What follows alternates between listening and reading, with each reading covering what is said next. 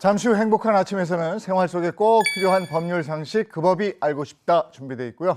그리고 세대 공감 토크 프로그램 코너죠. 오늘 월요일에 말이 좀 안 나오네요. 라떼네 마리아에서는 그리운 향수를 불러일으키는 그 시절 추억의 이야기 나눠보겠습니다. 저희는 잠시 후에 돌아올게요.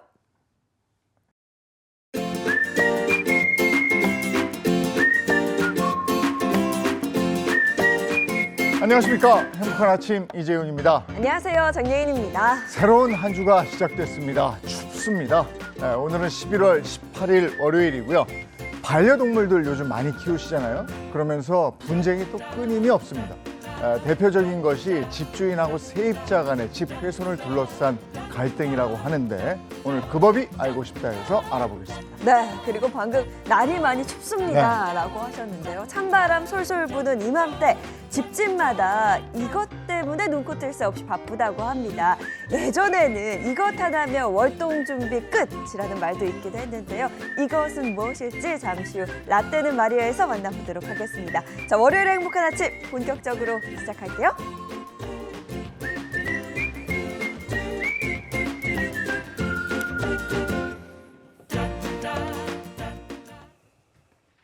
화제 이슈를 발빠르게 전해드리는 모닝 브리핑부터 시작하겠습니다. 임주혜 변호사와 함께합니다. 어서 오세요. 네, 안녕하세요. 네, 임주혜입니다. 안녕하세요. 네, 첫 번째 이슈부터 전해주십시오. 네, 춥고 건조한 날씨 때문에 전국 곳곳이 화재 위험에 뒤따르고 있습니다. 17일 새벽 3시 반쯤 경기 안산시에 위치한 6층 상가 건물에서 불이 나서요. 외국인 7명을 포함해서 52명이 구조가 되고 31명이 병원으로 이송이 되었습니다.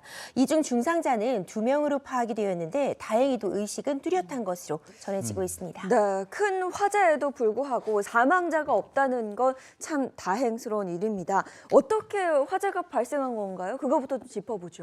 네, 1층 음식점에서 불이 났다는 신고를 받고 출동한 소방당국은요, 5층, 6층에 위치한 모텔에 투숙객이 있다는 점을 빠르게 확인을 했습니다.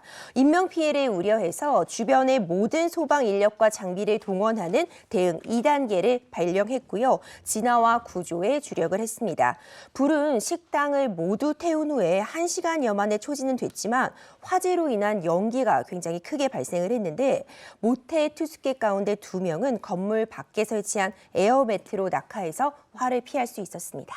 이번 화재는 몇 달 전에 발생했던 부천 화재 참사와 흡사해서 더 우려가 컸는데 소방당국의 발빠른 대처 덕분에 초기 진압에 성공할 수 있었다고요? 그렇습니다. 이제 화재 발생 직후에 소방당국이 처음에 도착했을 때 불길이 가장 센 것으로 알려져 있는 그 최성기였습니다. 연기도 정말 최고조에 달했다고 하는데요. 네. 살려달라는 신고가 무전기를 통해서도 계속 들어오는 등 정말 긴박한 상황이었다고 합니다.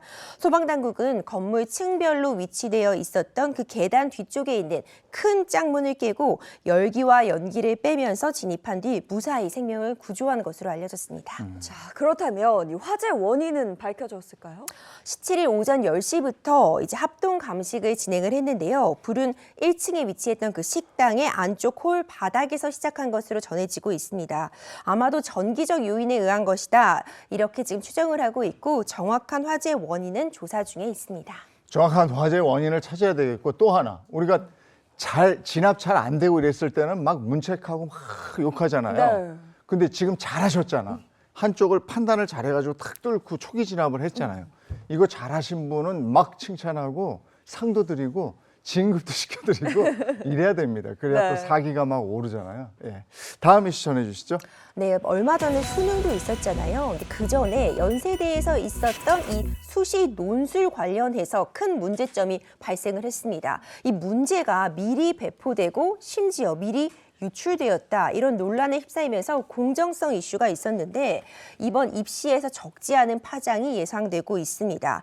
수험생 18명이 이와 관련해서 이 논술 시험을 무효해달라는 이 소송과 함께 더불어서 가처분 신청, 이미 진행되고 있는 이 논술 과정을 가처분, 그러니까 멈춰달라는 신청을 제시했는데 재판부에서 이를 받아들여서 당장 일단 수시 절차가 중단되는 결과에 이르렀는 것입니다. 네, 그런데 대입 수시 모집 사전에 이제 나와 있는 일정이 있을 테고 그 일정에 맞게 치러져야 하는 건데 일정이 미뤄진다면 이거 수험생들의 반발이 만만치 않을 것 같습니다. 그렇죠. 굉장히 우려스러운 상황인데 당장 다음 달 12일에는 이 수시 결과 1차가 발표돼야 되고요. 다음 달 말까지 최종적으로 등록까지 맞춰야 되는 굉장히 긴박한 상황입니다. 근데 이번에 가처분 결정이 인용이 되면서 일단 절차가 중단된 그런 상황이거든요. 그렇기 때문에 만약 수험생들의 의견대로 지금 이 논술 시험이 무효화된다고 한다면요. 지금 뽑기로 했던 수시 인원이 정시로 이월될 가능성도 있고요. 그리고 이 논술 시험 자체를 재시험, 다시 봐야 될 우려도 있는데 모든 경우의 수가 다 문제가 있습니다. 만약 수시 인원이 정시로 이월이 된다고 한다면은 당장 6곳의 학교에 수시 지원을 할 수 있었던 학생들이 한 곳은 이제 버리는 카드가 돼버리는 위험도 발생할 수 있고요. 재시험을 친다고 해도 일정상 이걸 재시험이 가능할지 10,000명이 넘는 인원이 다시 재시험을 볼 수 있을지도 문제입니다. 또 반대로 연세대 측의 의견대로 재시험은 없다. 지금 이번 시험이 그대로 발표되고 진행될 것이다 라고 한다면 지금 많은 수험생들이 이미 공정성이 훼손되었다고 하는 와중에 수험생이 합격자를 예정대로 발표하고 진행할 수 있을지 공정성 논란이 또 계속될 것이어서 어떤 쪽이든 결국 피해를 보는 건 수험생들이 아닌가 싶습니다. 그래서 이번 가처분 결정에 대해서 연세대 측 반응은 어떻습니까? 이의 신청을 바로 했습니다. 이의 신청은 이번 가처분 결정을 인용 내린 그 재판부를 상대로 다시 한번 검토해달라는 것이기 때문에 추가적인 증거가 새로 제출되지 않는 한 가처분 신청 인용 결정은 이의 신청에서는 그대로 진행될 가능성이 높아 보이고요. 이의 신청도 기각이 되면 그땐 항고 다시 검토해달라고 요청할 수 있기 때문에 결국 법적 공방은 계속될 예정입니다. 다만 연세대 측에서도 지금 일정이 굉장히 긴박하게 돌아가고 있기 때문에 빠른 진행을 위해서 신속 기일 지정 신청서도 함께 제출했거든요. 재판부에서도 이 수험생들의 혼란이 가중되지 않도록 빠른 기일을 지정할 것으로 예측이 가능합니다. 혼란은 뭐 이미 시작이 된 거고 네. 우리 수험생들 피해가 없어야 될 텐데 누가 들어도 아 이건 납득이 간다라고 할 만한 뭔가가 있어야 될 텐데 네네. 답답합니다. 다음 이슈 전해주시죠. 네, 폐혈증 환자에게 일반적인 어떤 장염약만을 줌으로써 결국 숨지게 한 그 혐의로 재판에 넘어진 의사에 대해서요. 1심, 2심에서는 유죄가 선고되었지만 대법원에서는 최종적으로 무죄가 판단되었다는 소식입니다. 이 폐혈증이라는 게 제때 치료를 받지 못하면 정말 사망에까지 이를 수 있는 위험한 병인데요. 이 대체 왜 돌려보낸 건지 자세한 사건 경위를 좀 전해주시죠. 네, 경남 지역에서 활동을 하고 있었던 한 내과 의사가 복통을 호소하면서 방문한 이 환자에게 장염약을 주는 등 일반적인 치료만 진행한 사건이었는데요. 당시에도 B 씨에 대해서 혈액 검사 그리고 화학 검수 등은 했지만 백혈구 수치가 좀 다소 높게 나온 것 이외에는 정상적인 반응으로 보여서 일단 장염약만 치료하고 돌려보냈던 겁니다. 그런데 같은 날 밤에 증상이 심해진 이 피해자가 다시 응급실을 찾았는데 이때도 의사로부터 장염 관련된 치료만 받았고 그냥 돌려보내진 거죠. 네. 하지만 다음 날 오후 심정지 상태로 응급실로 실려왔다가 끝내 숨진 안타까운 사고였습니다. 검사에서 별다른 이상이 없으니까 그렇게 이제 치료를 했다 뭐 이런 얘기인데 1, 2심과 달리 대법원에서 다른 판단을 한 이유는 뭡니까? 이 사인이 폐혈증 쇼크였습니다. 폐혈증 쇼크로 인한 다발성 장기 부전이었는데 1심과 2심에서는 최초로 진료를 했던 이 내과 의사가 제대로 이런 폐혈증의 진단을 하지 못했다는 부분을 주목을 했다면요. 대법원에서는 이 한국의료분쟁중재조정원의 그 감정 의견서에 따르면 처음에 진료를 보러 갔을 때는 어찌 보자면 좀 정상적인 시그널들이 잡혔기 때문에 폐혈증을 의심하기 어려웠지만 오히려 두 번째 응급실을 방문했을 때 좀 적절한 조치가 이루어지지 못했던 점에서 주목을 했습니다. 그렇기 때문에 최초로 진료를 했던 내과 의사에 대해서는 무죄를 선고하게 된 것이죠. 응급실은 또 따르군요. 그러니까 이제 최초에 두 번의 기회가 있었어요. 네네. 내과에서 잡아주면 좋았을 텐데 거기선 증상이 없었으니까 두 번째 응급실에서 좀 잡아줬으면 살 수 있었는데 이 부분은 이제 별개로 알겠습니다. 다음 이슈 전해주시죠. 최근 통계에 따르면요, 5명 가운데 2명, 20대 청년의 5명 가운데 2명은 비혼 출산에 긍정적이었습니다. 실제로 비혼 출생아의 비율도 높아지고 있는 것으로 지금 추세적으로도 드러나고 있는 상황입니다. 비혼 출산에 대한 인식이 과거하고 많이 달라졌는데 특히 20대에서는 더 많이 달라졌다면서요? 그렇습니다. 실제 수치로도 확인이 가능한데요. 통계청의 2024년 사회조사와 국가통계 포털에 따르면 올해 20에서 29세 가운데 42.8%가 결혼하지 않고도 자녀를 가질 수 있다고 답했는데 10년 전과 비교해 보면요. 긍정적인 답변이 12.5%나 증가한 셈이었습니다. 성별로 나눠서 보면 전적으로 이런 비혼 출산에 동의한다는 응답에는 20대 남성보다 여성이 눈에 띄게 증가를 했는데 반면에 비혼 출산에 전적으로 반대한다는 응답률은 2024년에 33.9%에서 올해 22.2%로 급감했습니다. 네, 이런 인식 변화가 실제 출산율 통계 속에서 좀 드러났다고요. 네, 지난해 출생 통계에서 혼인 외 출생아는요, 1,900명으로 전년보다 1,100명이 증가했습니다. 전체 출생아에서 차지하는 비중도 4.7%로 이는 1982년 통계 작성 이래 최대 수치라고 평가받고 있습니다. 예, 연예인이 나와서 그 비혼 출산해서 낳은 아이를 육아하고 이러는 네네. 모습이 방송에서 보이고 이러면서 더 여기에 대한 관심이 있는 것 같은데요. 알겠습니다. 오늘 임주혜 변호사와 함께했습니다. 고맙습니다. 고맙습니다.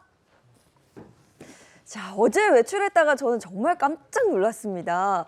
공기가 달라졌더라고요. 근데 어제보다 오늘이 더 춥다고 하는데요. 날씨 알아보도록 하겠습니다. 마지연 기상캐스터 나와주세요. 네, 상암동입니다. 하루 만에 계절이 바뀌었습니다. 문 밖을 나서는 순간 바깥 공기가 확연히 달랐는데요. 대기하는 동안 코끝이 시릴 정도라서 옷차림을 단단히 해야겠습니다. 네, 어제보다 아침 기온이 10도가량 곤두박질했습니다. 출근길 현재 서울은 영하 0.5도로 올가을 들어 가장 낮고요. 찬바람 때문에 체감 온도는 이보다 더 낮겠습니다. 이렇게 기온이 급강하면서 한파특보가 내려졌습니다. 보시는 것처럼 전국 곳곳에 한파주의보가 발효됐고요. 일부 전북 지역에는 한파경보까지 내려졌습니다. 오늘은 한낮에도 종일 쌀쌀하겠습니다. 대부분 지역이 10도 아래에 머물 걸로 보이는데요. 오늘 서울의 낮 기온 7도, 대구는 9도에 그치겠습니다. 오늘 전국적으로 바람도 무척 강합니다. 이 바람이 체감 온도를 더 끌어내리겠고요. 서해안과 제주에는 강풍특보도 발효돼서 안전사고 조심해야겠습니다. 오늘 나가실 때는 정말 따뜻하게 입어야겠습니다. 특히 노약자분들은 건강관리에 더 신경을 써야겠는데요. 모자나 목도리로 보온에 힘써주시기 바랍니다. 지금까지 날씨였습니다.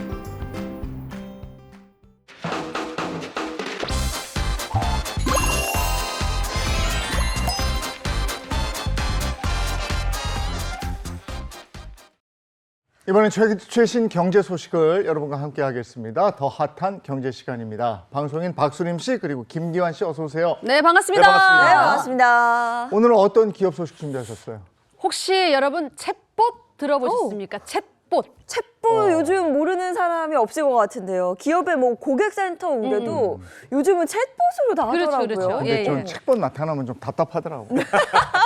빨리빨리 안 하니까 아니 그리고 너무 기계야. 늘 똑같은 말 정이 하는 것 없어. 같고. 융통성이 없어.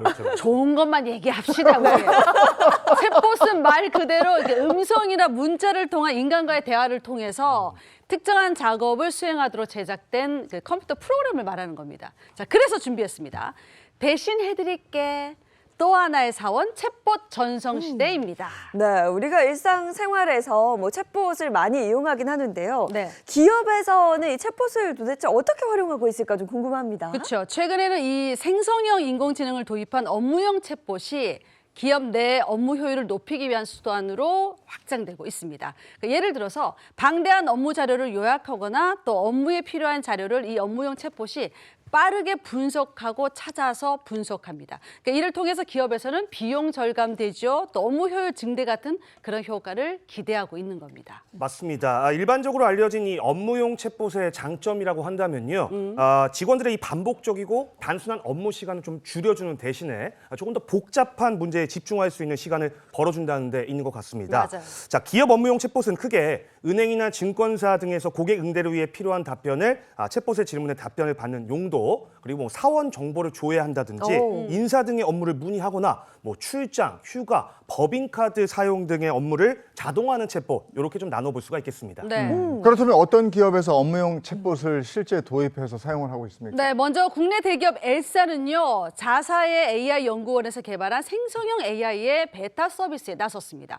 이 생성형 AI는 한국어와 영어 성능 모두 글로벌 최고 수준을 달성하면서 이전 세대보다 진화한 것이 특징입니다. 특히 AI 모델 경량화 그리고 비용 효율화에 집중한 결과 메모리 사용량과 비용을 크게 줄였다고 합니다. 네, 이 엘사는 먼저 자사 임직원들을 통해서 이 베타 서비스를 조금 더 확장해 나갈 계획이라고 하는데요. 네. 이 생성형 AI를 통해 뭐 실시간 질의응답, 코딩, 보고서 작성, 데이터베이스 관리 등의 업무를 편의성을 효율성을 또 높일 수 있는 다양한 기능을 사용하면서 일하는 방식에 있어서 아주 획기적인 변화를 경험할 수 있을 것으로 기대하고 있습니다. 그래요. 자, 두 번째로는 국내 유통사인 L백화점에서는 업무 매뉴얼에 대화형 AI 챗봇을 도입했습니다. 네. 이 대화형 AI 챗봇은 100여 개가 넘는 방대한 사내 업무 매뉴얼을 5개로 유행화했는데 사용자가 질문하잖아요. 그럼 AI가 질문에 맞춰서 복지제도, 격리, 회계, 상품 진열, 식품 위생 등의 카테고리에서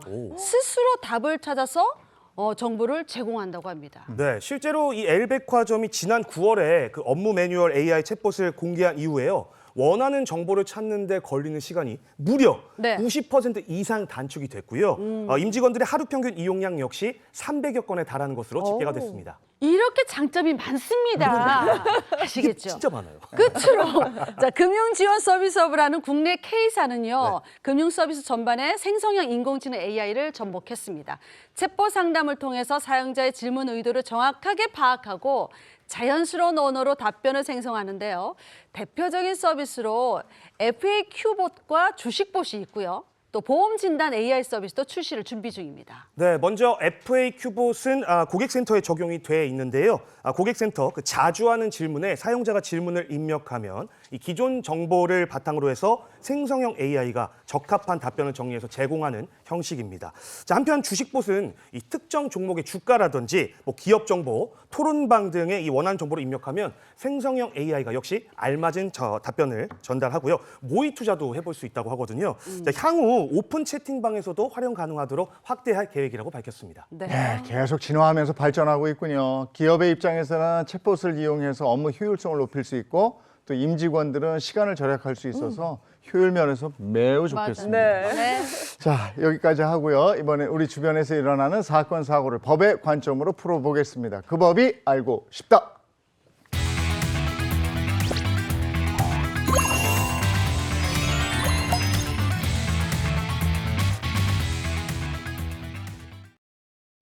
행복한 아침 함께하고 계신 지금 시각이 7시 48분을 넘어서고 있습니다. 이번에는 월요일의 고민 해결사 이호선 상담심리 전문가와 함께합니다. 어서 오세요. 안녕하세요. 반갑습니다. 네, 반갑습니다. 그리고 월요일의 법률 해결사죠. 강성신 변호사, 임주혜 변호사 함께합니다. 반갑습니다. 어서 오세요. 안녕하세요. 이호선 교수님, 오늘 준비한 주제는요? 네, 첫 번째 주제입니다. 자, 이제 여러분은 지금부터 아주 기가 막히고 황당한 이야기를 듣게 되실 겁니다.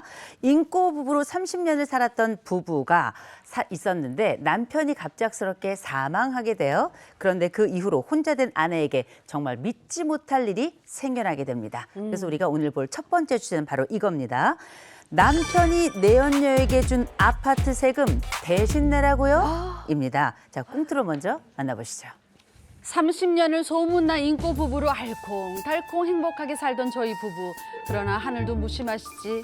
운동한다며 나갔던 남편은 심장마비에 걸려 그만 세상을 뜨고 말았습니다. 남편의 장례를 치른 지 얼마 되지 않던 어느 날 저는 한 통의 고지서를 받고 하늘이 무너졌습니다. 아유 여보 진택 씨, 하늘에서도 행복하게 잘 살고 있는 거죠? 아유, 내 생각은 안 나나 몰라. 먹는 걸 그렇게 좋아했는데 거기서도 잘 먹고 있는 거죠. 똑똑똑 예. 계세요? 저 우편 배달 나왔습니다. 그 박수림님 되시죠? 예, 제가 박수리인데요. 아니 그 세무서에서 예. 세금 통지서가 나왔네요. 여기 그 사인 좀 부탁드리겠습니다. 세금이요? 예. 아니 남편 주고 그때 다 처리했어요. 뭔 세금이 또 나와? 잠깐만 이거 사인. 아니 이게 뭐야? 상속세 일시백천 1억을 내라고 이게 무슨 개 불 뜯어먹는 소리야? 당신 정말 미안해. 예. 자초지종을 알아보니까 남편이 내연녀에게 10억 원의 아파트를 증여했고 그 아파트의 상속세 증가분 1억을 제가 내야 한다는 것이었습니다. 죽은 남편에게 내연녀가 있다는 사실도 황당한데 그 상속세를 제가 내라는 세무서의 말에 저는 참을 수가 없었습니다. 아니 여보세요, 이보세요. 이게 지금 말이 됩니까? 죽은 남편이 내연녀에게 준 아파트 상속세까지 제가 다 왜 내야 돼요? 왜? 제가 왜 내야 돼요? 이런 법이 어딨어요? 아, 어디 있긴요. 여기 있죠. 법에 그렇게 돼 있어요. 나 뭐 나한테 그러세요. 남편분이 사망하기 전에 이미 사망증여했어도 상속세에는 포함이 돼요. 원칙적으로 남편이 사망하면 아내가 그 상속세를 내야 됩니다. AI 챗봇이 왜 이렇게 딱딱해요? 왜 그래요? 아니 죽은 남편에게 내연녀가 있었다는 사실도 저는 몰랐어요. 그리고 제가 받은 것도 아닌데 1억이나 내야 돼요 제가? 못 줘요. 절대 못 줘요. 죽어도 못 줘요. 세상에 내연녀 편드는 법이 어딨어요? 여러분 피가 솟이라는 말 아세요? 피가 거꾸로 솟는다는 거. 남편이 바람을 피운 것도 피가 거꾸로 솟을 일인데 내연녀에게 준 아파트 세금마저 제가 내라니 세상에 이런 법이 어디 있습니까? 정말 이대로 제가 거액의 상속세를 내야 하는 걸까요? 이거는 진택 씨가 잘못했네요. 이거 정말. 진택 씨가 잘못했네. 진택 씨 이것도 문제네요. 남편한테 일에 내연녀가 있었다는 걸 알게 된 것도 정말 속 뒤집힐 노릇인데 네. 여기다 거액의 상속세까지 내게 생겼으니 이거 너무했다, 어떡합니까? 이거.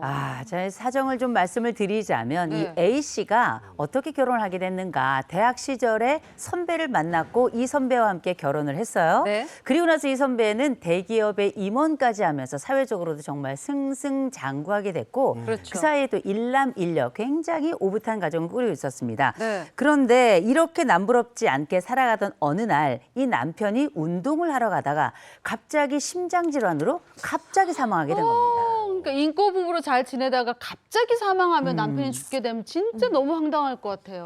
이게 보통 일이 아닌 게 네. 사실 우리가 함께 살아가다가 배우자가 사망한다는 건 엄청난 일인데요. 되게 심리학에서는 우리가 스트레스를 1점부터 100점까지 봤을 때 최고 점수를 주는 게 배우자 사망입니다. 그만큼 사실상 우리가 배우자를 잃고 사별을 한다는 게 큰 의미인데 근데 여기서 문제는 남편이 돌아갔다는 그 충격과 아픔도 잠시이고 진짜 아내를 또 충격이 빠뜨렸던 건 바로 뭐냐? 세무서로부터 온 한 통의 고지서였습니다. 그 안에는 이 A 씨가 남편으로부터 상속받은 재산에 대한 상속세를 내야 된다라고 하는 내용이 들어 있었는데 이 A 씨는 이해할 수 없었던 거죠. 왜냐?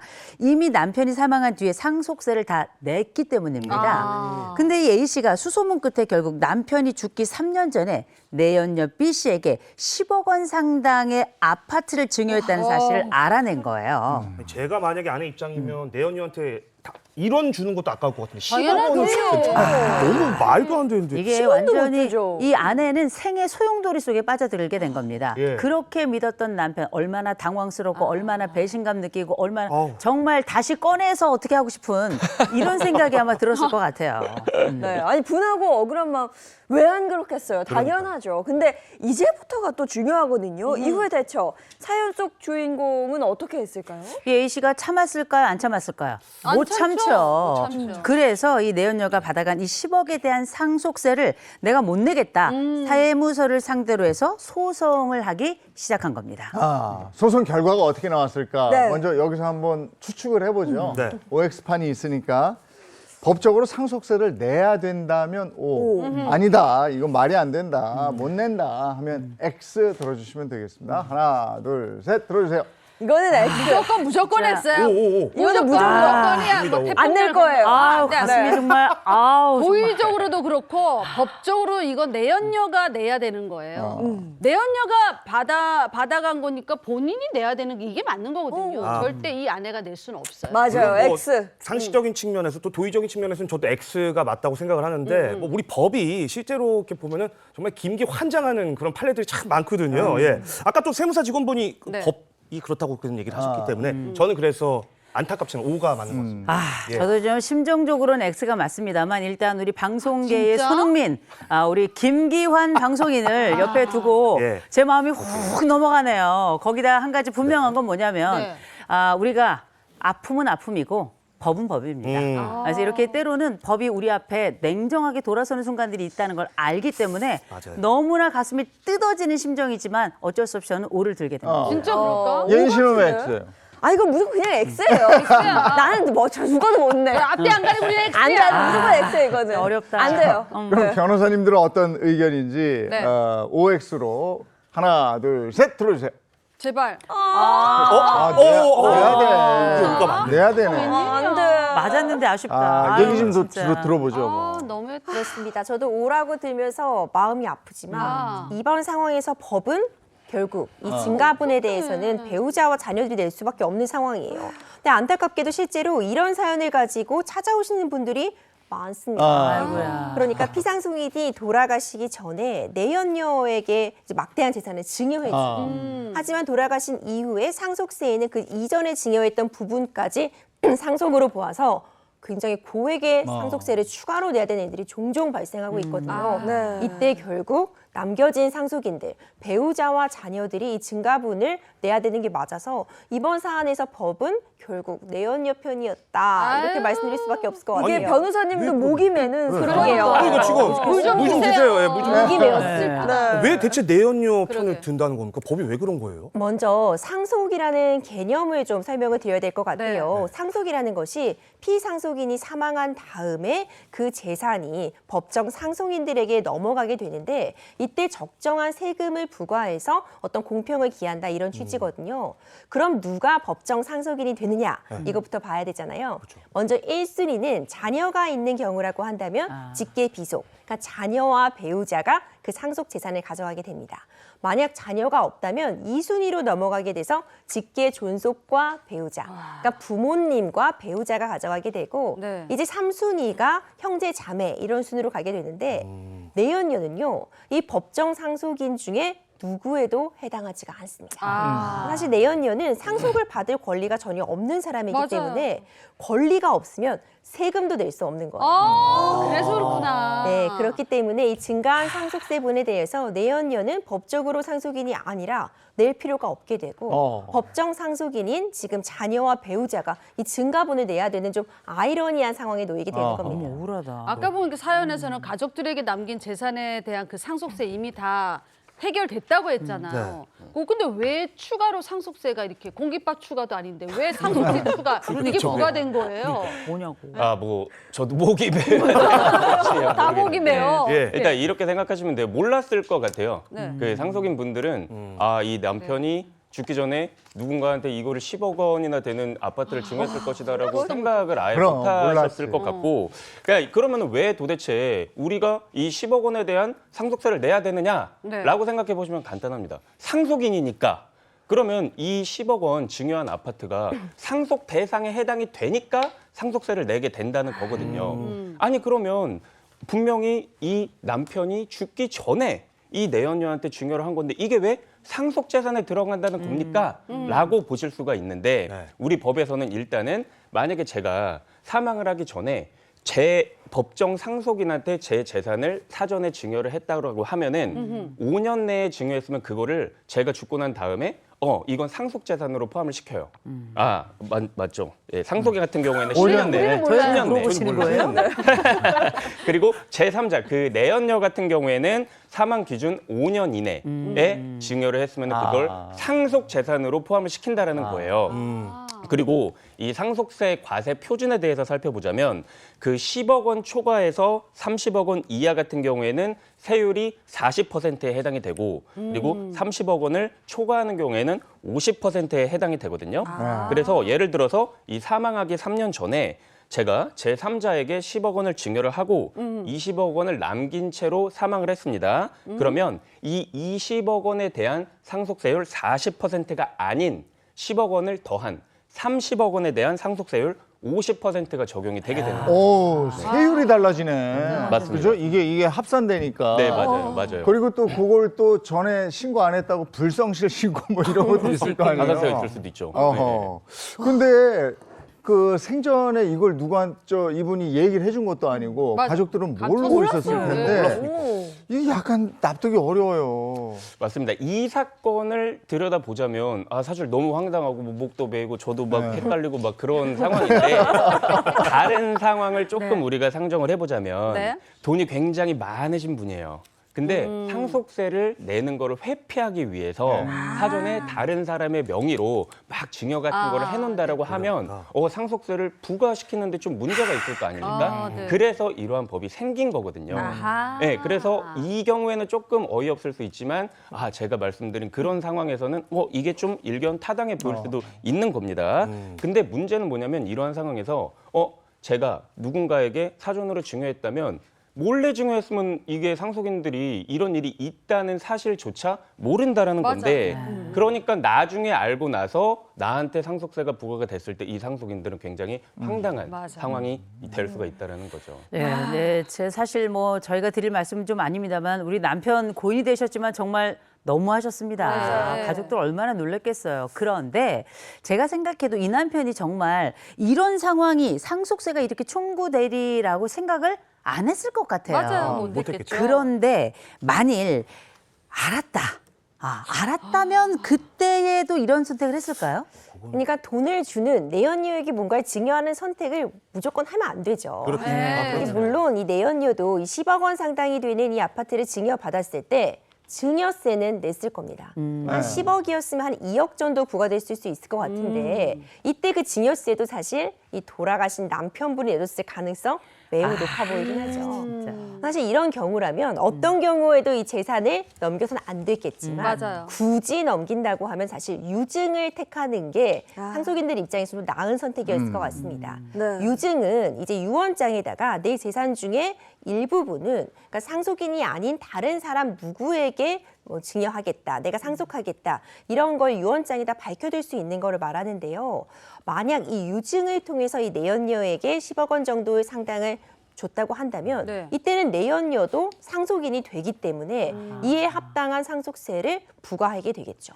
하지만 이런 부분까지는 아마 생각을 못 하신 것 같고 그렇기 네. 때문에 결국 이전에 증여했던 부분이 상속재산에 다시 포함이 되게 되고 상속세가 추가로 나오게 되는데 이미 증여세를 낸 부분을 가감해 준다고 해도 세율 부분 자체가 높아질 수 있어서 맞아요. 결국 그 추가적인 부분은 나머지 이제 배우자와 자녀들이 내야 되는 상황에 놓이게 되었습니다. 이게 보니까 결국 가족들 몰래 내연녀를 챙겨주려다가 일이 좀 커진 거거든요. 맞아요. 근데 그렇다고 해서 말하고 챙겨줄 수도 없는 거잖아요. 이 행위 자체가 잘못된 거니까.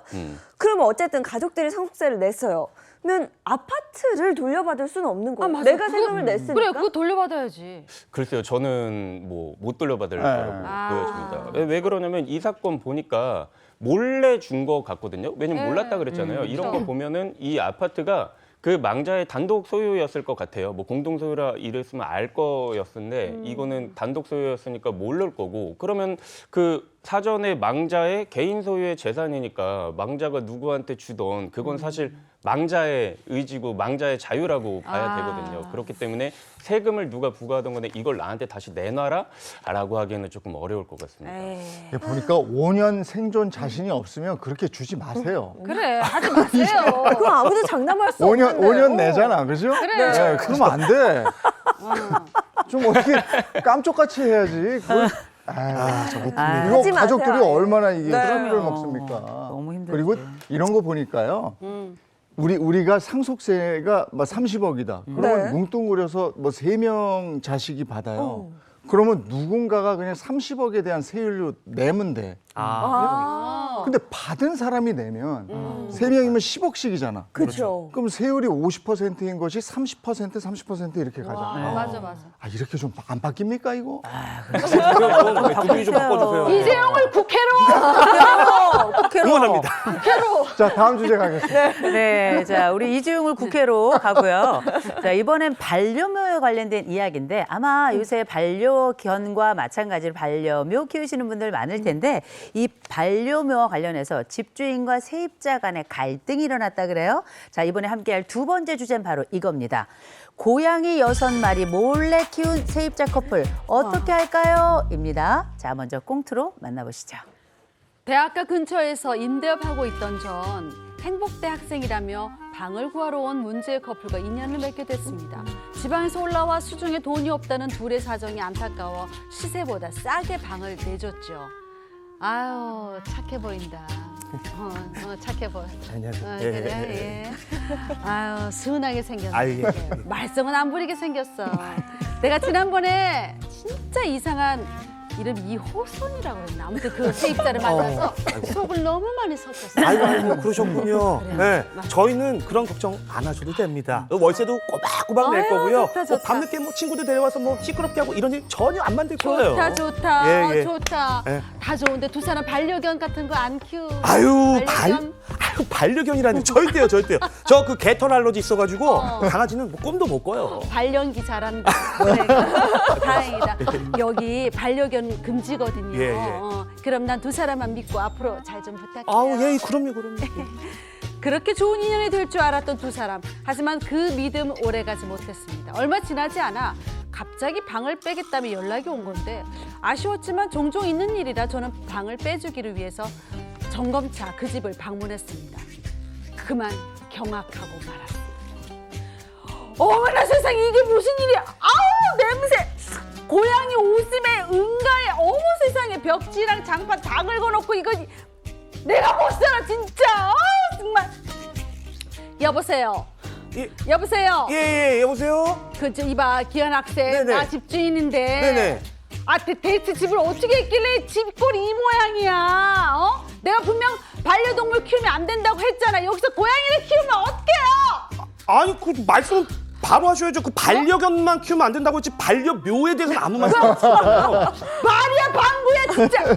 아니 아무튼 엄연히 계약을 위반한 건 학생이니까 나 보증금 절대 못 돌려줘요. 아니 보증금이 다 뭐야? 집 수리비 더 들게 생겼어. 에이? 뭐라? 그런 게 어딨어요? 보증금을 돌려주셔야죠. 그리고 계약서에도 안 쓴 사항을 왜 지금 와서 따지세요? 보증금 안 돌려주시면 저 고소할 테니까 그렇게 하세요. 어머 여보세요. 이호선보다 더 심하네 이 인간은. 월세 계약할 때 반려묘를 키우면 안 된다는 조항이 없었다면서 자신의 계약을 위반한 게 아니라 뻔뻔하게 주장하는 세입자. 기가 막히고 코가 막히는 이 상황을 대체 어쩌면 좋을까요? 아니 반려동물 키우는 집이 늘면서 이런 집주인하고 세입자 간의 갈등이 많이 있는 모양이에요. 어떻게 된 사연인지 자세히 좀 알려주세요. 네, 사연인지 이렇습니다. 대학가 근처에서 임대업을 하고 있던 A 씨가 이 부동산 소개를 해서 지난 5월에 대학원생이다라고 하는 이 커플에게 방 2개, 거실 하나 있는 집을 이제 임대를 하게 됩니다. 네. 보증금 300이고 월세를 놨어요. 그런데 계약 당일 시간이 안 된다 이런 얘기를 듣고 부동산을 통해서 이제 계약서만 주고받았던 겁니다. 그래서 시간이 지나서 잘 사는가 싶었는데 4개월이 지난 9월 15일에 퇴거하겠다 이렇게 연락이 온 거예요. 그러면서 보증금을 달라.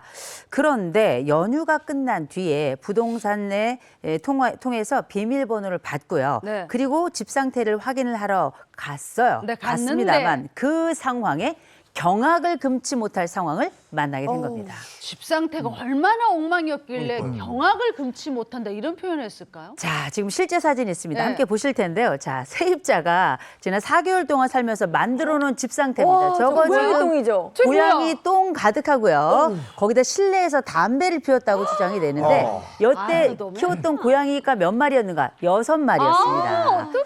거기다 배설물 제대로 안 치웠죠. 거기다 고양이 오줌똥 냄새 대단하거든요. 담배예요? 악취로 숨을 쉬기가 어려울 정도다라고 지금 알려져 있습니다. 아니 어떻게 살았길래 4개월 만에 집이 저 모양이 됐는지 그리고 지금 저런 거 보니까 세상에. 100% 고양이 소행인 것 같은데요.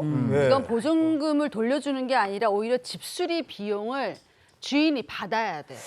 그 집주인도 그렇게 생각할 만 하겠죠. 네. 그래서 실제 이렇게 집을 훼손했을 뿐만 아니라 전기요금도 지금 42만 원이 미납인 상태였습니다. 아하. 그러니까 보증금 돌려달라고 따지는 그 세입자에 대해서 안 된다 얘기를 한 거고요. 어허. 퇴거를 한 세입자가 문자와 전화로 폭언의 협박까지 했다라고 어머머머. 해서 여기에 대응을 하겠다라고 주장을 한 겁니다. 아니 문자하고 전화로 폭언을 하고 막 이랬으니 협박으로 느껴질 거 아니겠습니까? 그렇죠. 근데 그 정도가 아니죠. 이 정도 상황 우리가 사자성어로 적반하장이다. 이렇게 그렇죠. 얘기를 할 만할 때 당황스럽고요. 네. 거기다가 우리가 이런 상황이면 분노도 올라오지만 그렇게 화가 나더라도 외부에서 이런 반복적으로 협박이나 이런 문자 이런 것들을 듣게 되면 화가 올라오면서도 내가 공포 때문에 감정을 억눌러야 되는 상황이 되기 때문에 맞아요. 이럴 때 흔히 이렇게 단기 화병 같은 것들이 만들어질 수 아유. 있는 거거든요. 네. 이런 기막힌 상황에 대해서는 앞으로도 이런 유사한 상황이 생길 것에 대한 예기 불안까지 생길 수 있기 때문에 집주인 입장에서는 굉장히 억울할 뿐만 아니라 두려움이 함께 있는 복합 감정이 있을 수밖에 없었겠죠. 네. 근데 반려동물 키우는 집이 정말 많습니다. 맞아요. 저희 집도 그렇긴 한데 네. 맞아. 최근에 정말 이런 분쟁이 정말 많이 늘어나고 있다고 해요. 정말 많이 늘어나고 있습니다. 지금 대한법률구조공단의 주택임대차 분쟁조정위원회에 들어오고 있는 이 반려동물 관련 분쟁 건수만 봐도 이걸 확인할 수 있었는데요. 2017년도에는 3건에 불과했지만 2022년도에는 28건으로 늘어나면서 아유. 5년간 9배 이상 증가한 것을 확인할 수 있습니다. 그 주요 사유를 보면은요. 동물 사육으로 인한 바닥 훼손이 가장 많았고 그 다음에 이제 그렇겠다. 벽지 훼손이 뒤를 아, 이었습니다. 그렇겠어. 그뿐만 아니라 사육금지 특약을 위반했는데 퇴거 요청을 받아들이지 않았다. 아하. 이런 부분들에 대한 분쟁도 뒤를 잇고 있습니다. 근데 이건 분쟁조정위원회까지 간 건수만 이렇다는 것이고 여기까지는 가지 않았지만 임대인과 임차인 간의 어떤 이로 인한 마찰은 훨씬 더 많이 일어나고 있는 거죠. 자, 그러면 순서대로 차근차근 한번 짚어볼게요. 고양이가 우리도 사진을 봤습니다만 집을 훼손했어요. 그러면 이거 수리 비용 받을 수 있을까요? 네, 물론 받을 수 있다라고 보여집니다. 우리가 임대차 계약하실 때 보통 원상 회복 의무, 원상 복구 의무 이런 거를 계약서에 명시해 놓는 경우들이 많거든요. 맞아요. 그래서 이거는 우리가 퇴거를 할 때, 세입자가 퇴거를 할 때 원래 상태로 복구해서 돌려준다 이러한 의미인데 일단은 이 원상 복구 의무가 있다라고 해서 계약 당시에 그 상태를 100% 그대로 무조건 똑같이 보존을 해야 된다 뭐 그런 의무까지는 아니에요.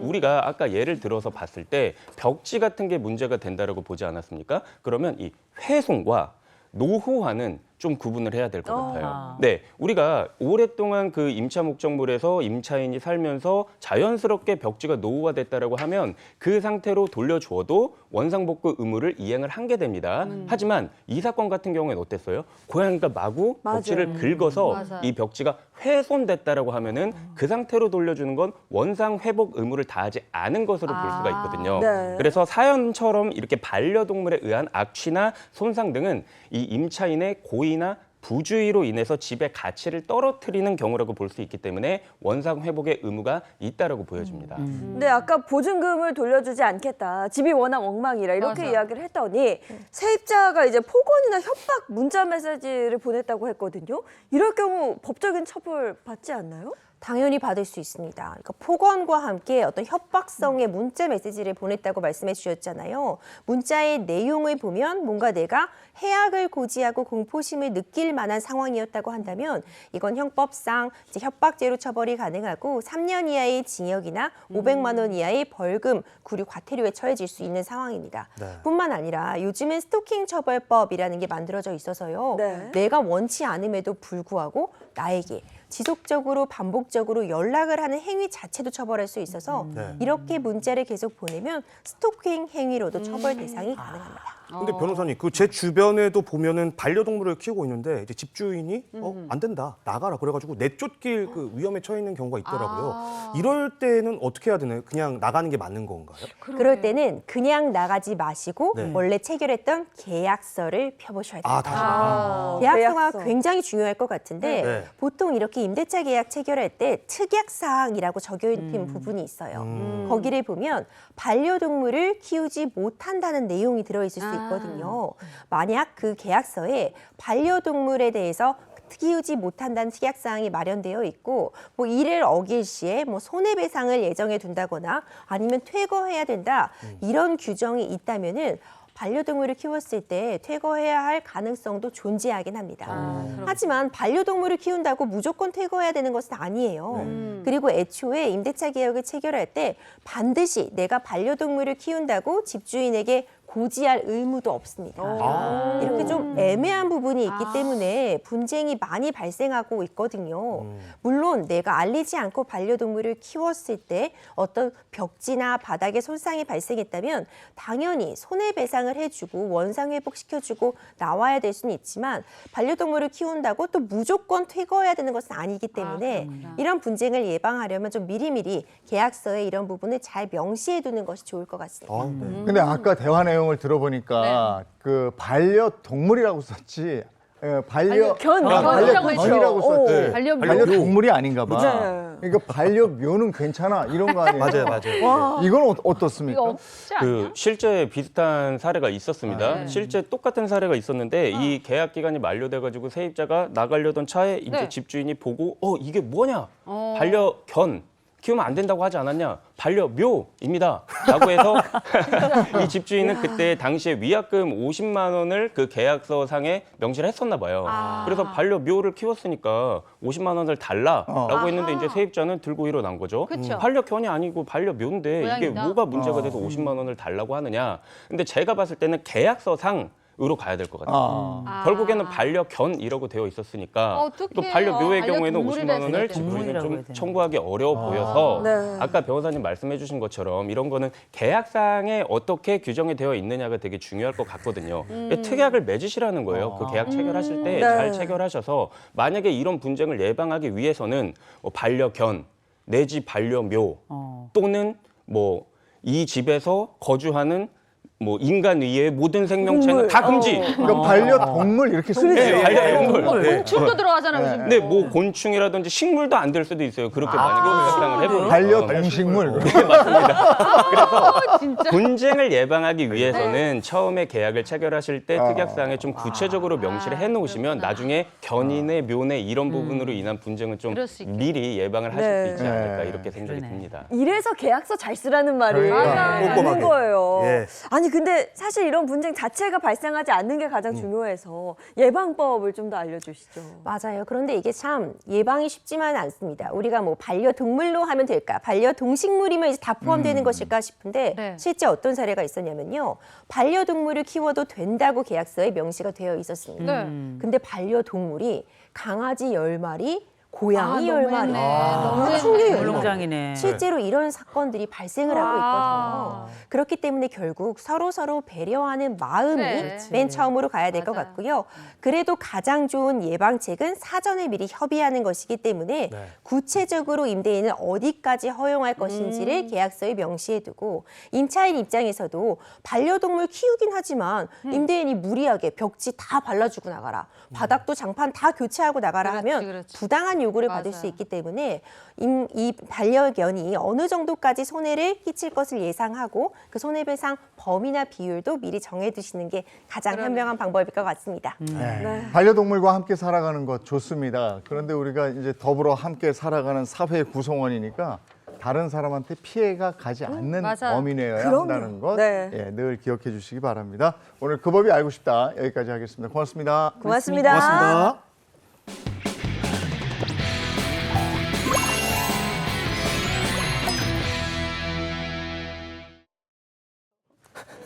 자, 이번엔 라떼는 마리아 시간이죠. 라떼는 마리아 이번 주제는요. 월동 준비 시작. 우리 집 김장하는 날입니다.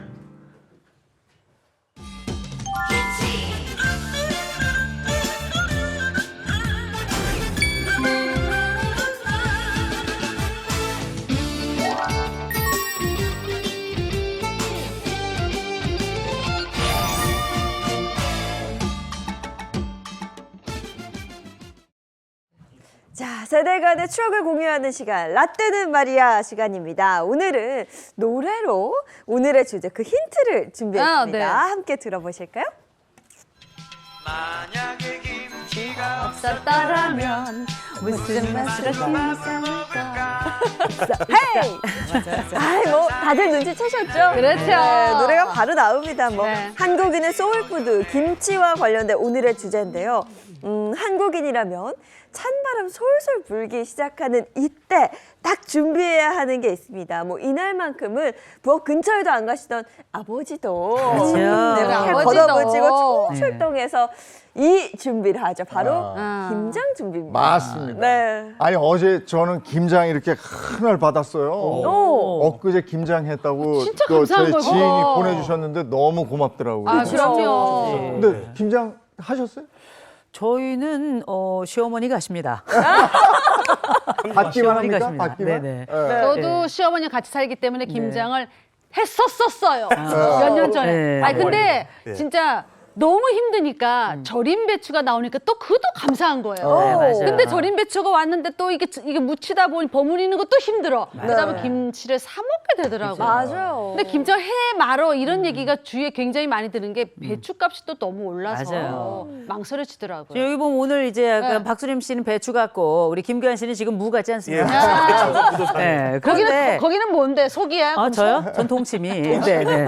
그런데 우리가 이제 요새 기사 보시면서 그 전에 깜짝 놀라신 적 있으시죠? 배추 한 폭 2만 원. 예. 지금은 좀 내리긴 했더라고요. 어제 마트 가보니까. 근데 작년보다는 그래도 네. 비싸거든요. 네. 그러니까 지금 요새 배추를 뭐라고 불러요? 금추다. 금추. 이렇게 부를 정도로 만만치 않습니다. 네. 저희 집도 이번 주 금요일에 한다고 그러더라고요. 저도 그래요. 저도 금요일에. 이번 주 주말로 일단 어제 이제 네. 저희 어머니랑 얘기를 나눴는데 근데 사실은 뭐 상황에 금추 얘기 나오고 이렇다 보니까 네. 김장을 포기하는 김포족이 좀 늘어나고 있다고 합니다. 맞아요. 실제로 한 통계 조사에 따르면요. 네. 500명을 대상으로 김장 계획을 묻는 질문을 했거든요. 네. 그랬더니 응답자의 72%가 김장을 포기하겠다. 아이고. 72%가 그렇죠. 그리고 그 이유를 봤더니 첫 번째는 번거로워서, 그 다음 봤더니 가족 구성원이 감소해서, 그리고 그렇지. 시간 부족 이런 순서들로 주요 원인이 꼽혔습니다. 네. 그래도 비싼 배추값도 배추값이지만 날씨에 예민하잖아요. 네. 맞아요. 그래서 오늘은 이제 추운데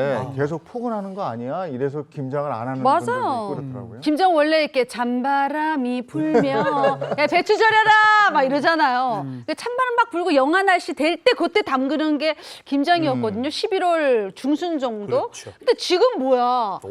지난주까지만 해도 반소매 입고 다니는 사람들도 있을 정도로 날이 좀 훅해가지고 요것도 좀 영향이 있는 것 같아요. 그렇죠. 그래서 네. 우리가 김장철이라는 말이 있잖아요. 맞아요. 딱 요때가 김장철인 이유가 있는데 요때가 어떤 시즌인가? 너무 춥지도 않아요. 너무 그렇다 덥지도 않아요. 이게 사람이 너무 추우면 사실 일하기도 너무 힘든데다가 맞아요. 재료가 얼어버린단 말이에요. 아, 맞아. 그래서 요 시기가 조금 이제 너무 늦어도 안 되고 그렇다고 너무 빨리 김치를 담그면 어떡하냐? 쉬어버리잖아요. 다음 날부터 신김치예요. 그래. 그래서 요 시기를 책정하는 게 굉장히 중요한데 그래서 너무 춥지도 너무 덥지도 않은 그 시즌 곧 입동부터 시작해가지고 눈이 오기 시작한다는 소설 요 사이가 딱 그 소설. 시점인데 맞아. 그걸 날짜로 치자면 11월 한 7, 8일부터 해서 한 22일, 23일 사이다라고 알려져 있습니다. 그래서 지난 7일이 입동이었거든요. 맞아요. 근데 김장 얘기가 없다가 오늘 이제 날 추워지고 그러면서 아마 이번 주부터 맞아요. 김장하시는 맞아요. 분들이 많으실 것 같고 맞아요. 예전에는 월동 준비라는 것이 김장하고 연탄 들여놓으면 맞아요. 월동 준비 연탄. 끝 이랬다고요. 500장. 제 동네 그 연탄 다 채웠어? 진짜 그 마당에 한 켠에 이렇게 연탄 그럼. 쫙 쌓아두면 흐뭇해 아버지들 웃고 있고 네. 맞아요. 엄마들은 장독에 김치 그득 채워지면 또 엄마들은 또 그걸 보고 흐뭇해하고 네. 겨울 다가오면 동네 골목마다 리어카에 연탄 가득 실어가 나르는 그 모습 흔히 볼 수 있었거든요. 이때 전국 광산에서는 석탄 채광이 서둘러 이루어지죠. 연탄 공장 쉴 새 없이 가동되죠. 배추 농사 지으시는 분들은 이때 맞춰서 수확을 또 막 서두르시잖아요. 네. 아, 그땐 그랬지 하시는 분들 아마 방송 보면서도 많으실 거예요. 네. 맞아요. 근데 우리 그 PD님은 김장 안 해봤을 것 같은데 아, 너무 잘하는데? 야무지게 너무 잘하는데요. 네. 그렇죠? 맞아. 술을 너무 잘 넣으신다. 오, 이거 봐. 어떻게 스킬이 있어요. 털어내기도 하고. 아니 근데 사실 지금은 김장을 안 하는 집들이 굉장히 많이 늘어났지만 네. 예전에는 이제 뭐 당연히 해야 되는 연례 행사였거든요. 아 그럼요. 제가 또 본명이 김기환이고 별명이 김치환 아니겠습니까? 그러네, 김치네. 생각을 해보면 저희 집은 이제 엄마가 이모랑 항상 통화를 해서 날짜를 정해가지고 그렇죠. 같이 했거든요. 하죠. 그러면은 딱 날짜 정해지자마자 이모부, 아버지, 뭐 사촌 형들 저 그냥 5분 대기조 느낌을 딱 출동해가지고 김장을 했었죠. 잔칫날이지. 네. 맞아. 좋았어. 근데 옛날에 아버지들 그 부엌 들어가면은 뭐 그때 뭐 떨어지는 거 아닙니까? 그래. 옛날엔 불가능한 일이었는데 딱 예외적인 때가 있었는데 그때가 바로 김장 때였죠. 네. 아버지가 딱 나타나시는데 우리가 잘 아시는 것처럼 사실 이 김장을 해본 분들은 다 알아. 이게 보통 일이 아닙니다. 맞아요. 우리가 뭐 절이는 것부터 시작했지만 진짜 힘든 게 뭐냐면 소 뒤집는 거. 이게 허리가 완전히 정말 힘없음 할 수 없는 일인데 맞아. 아버지들이 이때 딱 짜라 하고 나오시죠. 나오셔서 아주 본격적으로 배추 다듬고 절이고 헹구고 김치솜 만들고 이때 일을 다 감당해 주시는 우리 아버지 감사합니다. 그러니까 지금 김장 양념 냄새 너무 좋다. 너무 대천댁 좀 많이 좀 버무려 봐. 예. 지금이야 가족 수가 적어서 뭐 20포기, 30포기 막 이 정도잖아요. 맞아요.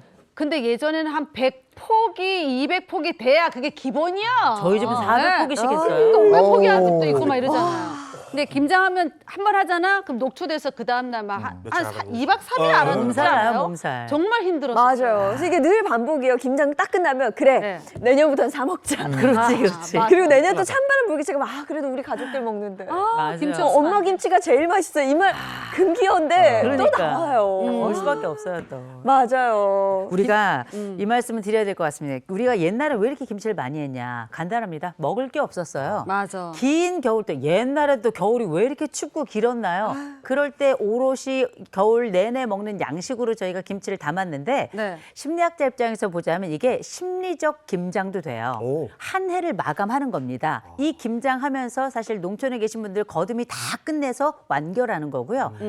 도시에 계시는 분들도 이제 우리는 이제 올해 마감하고 겨울 준비하고 내년을 또 어떻게 살지에 대한 계획을 하는 굉장히 중요한 시점이었기 때문에 어떻게 보면 한 해의 마침표에 다름없다라고 봅니다.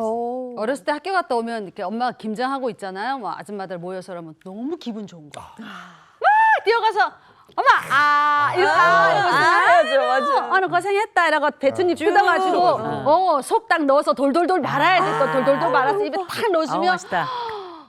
너무 맛있어. 그게 진짜 보인다. 맛있었어요. 또 저는 밥에다 먹는 거 좋아하는데 그것도 흰쌀밥. 다 이렇게 흰쌀밥 올려가지고. 근데 이제 어렸을 때 잘 매운 살았네 흰쌀밥에. 그런가요? 우리 흰머리밥. 네, 엄마 감사합니다. 아무튼 근데 이제 너무 많이 먹다 보면 이제 어렸을 때 매운 걸 못 먹다 보니까 막 속이 막 뒤집어지는데 그래도 못 참습니다. 예. 맞아요. 네, 역시 김장하는 날 최고봉은 배추국에 수육보쌈. 요즘에 또 수육. 굴철이잖아. 굴 딱 해서 막걸리 한 잔 쫙 하는 너무 맛있다. 그 맛이 있는 거죠. 근데 고생 끝에 진짜 낙이 온다고. 예. 사실 김장은 혼자만 하는 게 아니잖아요. 여럿이 품앗이처럼 돌려가면서 이렇게 도와주기 때문에 고생한 사람들에게 대접하는 그런 의미가 있어요. 그 돼지고기에는 동물성 단백질 있죠. 피로 해소, 면역력이 좋은 비타민 있죠. 미네랄 풍부하죠. 그러니까 온종일 찬바람 맞으면서 고된 노동을 한 그 직후에 수고했습니다 하고 그렇게 대접하는 그런 의미의 이제 보쌈에서 이렇게 먹는 거예요. 그렇죠. 그리고 이 김치는 사실 뭐 지방마다 지역마다 또 담그는 방식이 워낙 천차만별이기 네. 때문에 또 재료에 따라서도 종류가 많잖아요. 그 우리나라 김치 종류가 알려진 것만 해도 300여 종이 넘는다고 그 합니다. 정도예요? 네. 야, 김기 환장하겠네. 네. 네네. 이 300가지라고 얘기하지만 사실 생각해 보면 집집마다 엄마의 손맛이 다 달라요. 그래서 집집마다 가보면 똑같은 재료 가지고 하더라도 이 자매들 사이에도 맛이 다르더라고요. 그래서 어떻게 보면은 우리가 왜 각자 이렇게 돌아다니면서 그 가족마다 이렇게 서로 나눠 먹잖아요. 딱 먹으면 이제 김치평 시작하는 거죠. 이 집은 짜, 이 집은 맛있어, 이 집은 어떻게 젓갈 많이 들어갔어 이렇게. 네. 근데 김치 종류가 한 300가지가 되다 보니까 네. 재밌는 게임이 만들어지기도 했어요. 무슨 게임이요? 그러니까 혹시 김치 게임이라고 혹시 아세요? 김치 새로운 게임. 게임인가요? 저는 혹시 그 요즘 유행하는 그 눈 가리고 무슨 맛보기? 김치인지 맛보는 뭐 그런 게임인가요? 그거 아니야. 아니에요? 그거 아니야. 아이디어는 좋았는데 아니야. 그게 과일이나 채소 하나 정한 뒤에 김치를 뒤에 갖다 붙이는 거야. 그러니까 검색한 김치 사진이나 레시피가 딱 존재한다면 그럼 패배하는 게임이에요. 네. 양파 그다음 김치 해봤어. 양파 김치 있을까 보면 있잖아요. 오. 그러면 패배하는 거야. 그러니까 많은 사람들이 이 김치를 어려워하는 이유가 우리나라의 다양한 이색 김치가 존재한다는 거예요. 자, 그래서 네. 제가 준비를 해봤습니다. 네. 이색 김치 베스트 3입니다. 쓰리. 자, 첫 번째는 아스파라거스 김치인데요. 김치? 아스파라거스 김치. 예. 그 있나? 요거는 그 유명 요리 연구가 우리 빅마마 이혜정 선생님이 만들어서 유명해져. 그러니까요. 네. 아삭한 식감, 고소한 맛에 매콤함을 더한 게 얼마나 맛있게요. 네. 요게 아스파라거스 김치 되겠습니다. 아하. 자, 두 번째는 바로 이제 토마토 김치가 나오는데요. 안녕하세요, 백종원이에요. 이거 제가 만들었는데 안 드셔보셨죠? 김치 매콤함을 토마토 특유의 딱 그 단맛이 잡아가지고 요거 먹은 외국인들 자기네 나라로 안 돌아갈까 봐 걱정이에요. 예. 그것도 야 식감 재밌다. 예. 이게 이제 토마토 김치 되겠고요. 마지막 세 번째는 이제 네. 파인애플 김치 되겠는데요. 좋아요. 요게 이제 또 파인애플의 그 새콤달콤한 맛과 네. 또 김치 함량이 아주 그냥 기가 막히게 조합을 해가지고 손이 계속 가는 마성의 김치라고 합니다. 이 외에도 망고 조금 단단한 푸른색 그 망고 있잖아. 망고 깍두기 있어. 어머나. 그리고 귤 물김치 있어. 야. 두리안 김치 들어봤어? 아니 두리안요? 두리안은 두리안 좀 김치. 꼬리꼬리한 냄새 나고 이러지 않아요? 그렇죠. 그걸로 김치를 만들어요? 여기 이제 웃지 못할 비하인드가 숨어 있는데 예. 아까 제가 설명드린 김치 게임을 알게 된 한 누리꾼이 두리안 김치는 없겠지? 하고 찾아보니까 진짜 없는 거예요. 그래서 본인이 만들었어. 두리안 김치를. 그러니까 그게 만들어가지고 그 두리안 김치는 사람들이 먹기 싫어하는 사람들 많잖아요. 그래서 벌주를 마시게 한다는 그런 슬픈 사연. 아하. 그렇군요. 자, 그런가 하면 예전에는 김장 보너스라는 아, 맞아. 게 있었대요. 그래서 직장인들의 그 가벼운 주머니 걱정을 좀 덜어주기도 했다던데요. 옛말에 이런 말이 있었습니다. 월급은 밀려도 김장 보너스는 나간다. 맞다. 이거 되게 중요한 거거든요. 이게 네. 뭐 다들 이 김장이라는 게 이 한 해를 마치고 겨울을 준비하는 굉장히 중요한 시점이었고 이 행위였기 때문에 네. 회사에서 이 시기에 보너스를 지급하면서 일명 김장 보너스다라고 이름을 붙이게 됐고요. 이게 1960년대 들어서 김장 날짜가 되게 25일 이후로 밀렸다 그래요. 왜냐? 월급날이 25일이었기 때문에 요때 맞춰서 같이 지급을 하느라 이렇게 됐다라고 알려져 있습니다. 그렇구나. 그래서 예전에 이제 어머님들 보면은 요 시기에 맞춰서 예산 짜느라 좀 골머리를 많이 앓으셨다고 하던데 이제 아버님들이 그 시기에 이 보너스를 안 줬다, 김치를 값 비용을 안 줬다 그러면 이제 당신 뭐 했어? 술 먹은 거 아니야? 이런 의심이 좀 난리 나죠. 하소연을 좀 알려졌다고 하더라고요. 김장 보너스도 있지만 예전에 김장 시장 장이 크게 그렇죠. 대추 막 쌀더미처럼 네. 쌓아놓고 그 일대 교통이 명절 때 막히고 막 그랬죠. 기억나네요. 맞아, 기억나네요. 맞아요. 김장 시장이 열렸다는 첫 기록이 1946년에 남아 있습니다. 그러니까 서울에서 전국 도처에서 몰려드는 그 김장 채소 상인들이 펼친 그 난장을 정리하고자 시장이 만들어졌다 그래요. 이게 어마어마하죠. 대단하죠. 근데 네. 이걸 또 날라야 되잖아요. 그래서 1970년대부터는 한 11월 요맘때가 되면 두 개의 이동수단이 나타납니다. 하나, 삼륜차, 일명 산발이라고 했던 거. 아하, 그리고 맞다. 리어커. 맞아요. 연탄도 날랐지만 이때 김장도 정말 많이 날랐었거든요. 그래서 김장재료를 열심히 나르면서 무슨 일이 벌어지는가. 한 푼이라도 깎자는 사겠다는 사람, 안 깎아주겠다는 파는 사람 해서 그렇지. 실랑이가 벌어지기도 했는데 요때 우리가 이 실랑이 사이로 무슨 냄새가 나냐. 젓갈 냄새가 고소하게 나는 거죠. 그러니까요. 맞아. 이 김장 시장은 이제 1970년대까지 계속 되다가 이후에는 그 신청자를 받아서 여는 형태로 변화됐고요. 자, 이후에 이제 농협이나 상설시장, 대형마트 등으로 다양화되면서 지금은 찾아볼 수 없는 추억 속 풍경이 된 것 같습니다. 근데 뭐 김장 시장만 없어진 게 아니라 예전에는 뭐 김치똥을 이제 묻었다 묻어가지고. 뭐 이렇게 얘기했는데 이제 묻을 데도 없고요. 그럼. 또 김치 냉장고가 있어서 그런 거 자체가 사라진 것 같더라고요. 시골에서도 그렇게 잘 안 보이더라고요. 장독대 이런 게. 장독대에 김장똥 묻는 그런 모습을 시골에 가끔 보일까 말까 하거든요. 네. 이 김치 보관 방법도 사실 지역마다 조금씩 다르거든요. 그러니까 여러분 혹시 이 사진 속에 있는 이게 뭔지 알까요? 사진 뭐예요? 보여주시죠. 뭐요?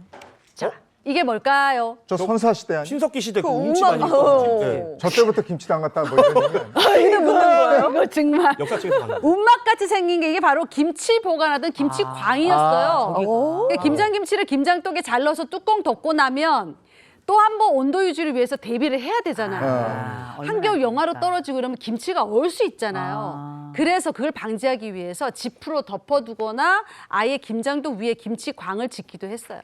이러면 김장독은 눈과 비, 바람을 맞지 않을 수가 있죠. 또 한겨울 추위에도 얼지 않았던 거예요. 이 같은 방식은 주로 경기도 지방에서 많이 쓰였다고 합니다. 저렇게.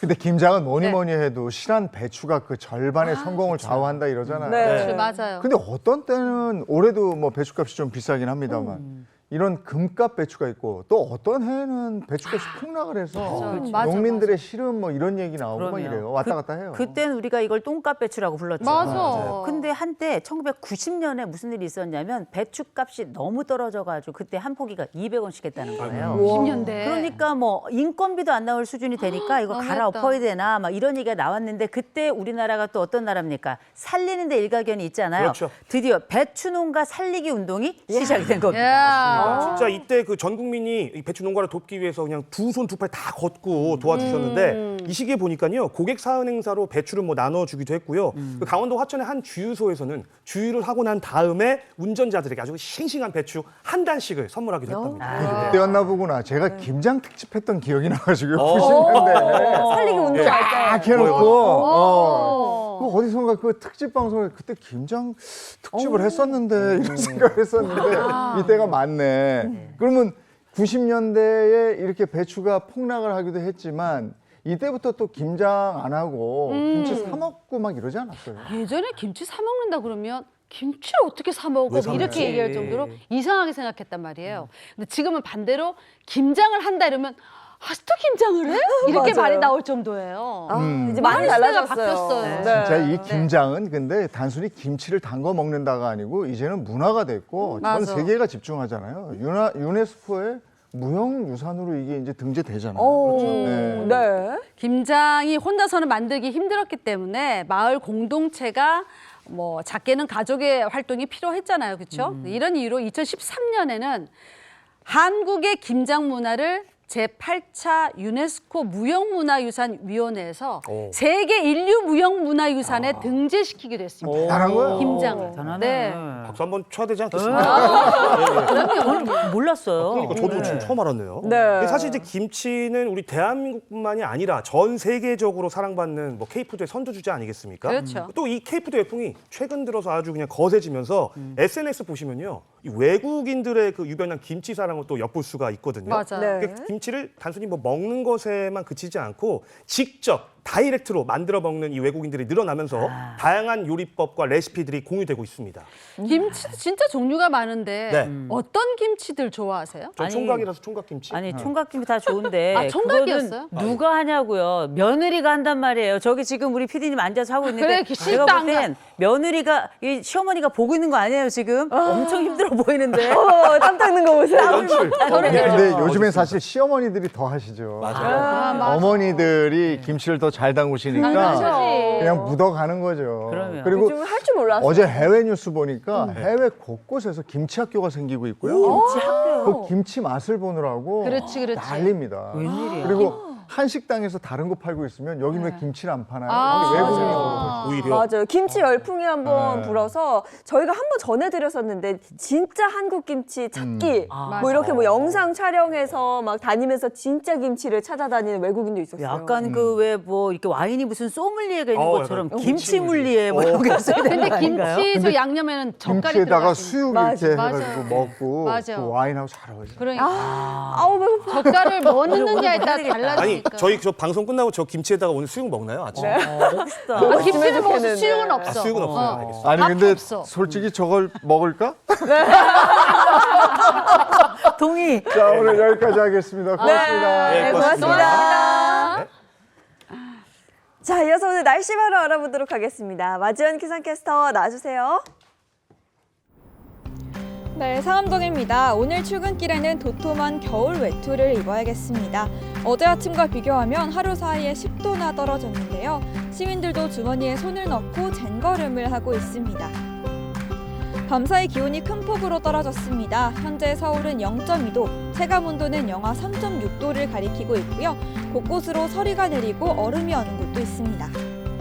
네, 기온이 급격히 떨어지며 한파특보가 발효됐습니다. 현재 내륙 곳곳으로 한파주의보가 내려졌고요. 일부 전북 지역에는 한파경보까지 발효됐습니다.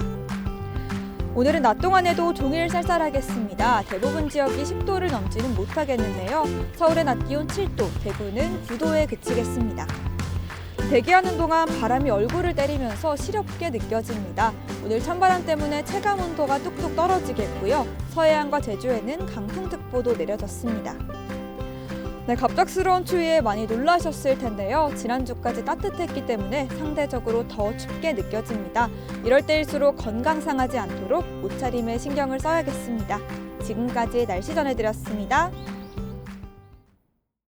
오늘 날이 쌀쌀한데 김장 얘기하고 막 이랬더니 네. 왜 이렇게 김치찌개가 땡기는 거예요? 그러니까요. 오늘 아마 많은 분들 절임 배추 사시는 분들도 많을 것 같고 이 방송 보시고 김치찌개 끓이시는 네. 분들도 많을 것 같습니다. 날 추워졌다고 하니까요. 오늘 옷 따뜻하게 입으시고요. 저희는 내일 아침 7시 30분에 돌아오겠습니다. 행복한 아침, 행복한 하루 되십시오. 고맙습니다. 고맙습니다.